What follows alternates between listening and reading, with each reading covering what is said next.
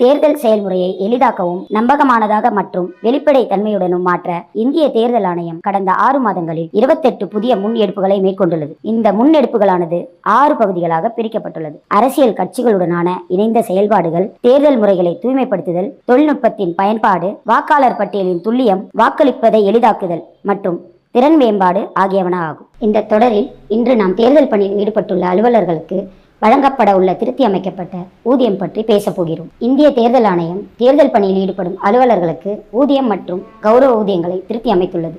இதற்கு முன் இத்தகைய ஊதிய திருத்தம் 2014 முதல் 2016 இடையில் நடைபெற்றது. இதன்படி வாக்குச்சாவடி நிலை அலுவலர்கள் ஆண்டு ஊதியம் இரட்டிப்பாக்கப்பட்டுள்ளது. அதனுடன் மேற்பார்வையாளர்கள், தேர்தல் பணியாளர்கள், மத்திய ஆயுத போலீஸ் படை உறுப்பினர்கள் மற்றும் கண்காணிப்பு குழுக்களின் ஊதியங்களும் திருத்தப்பட்டுள்ளன.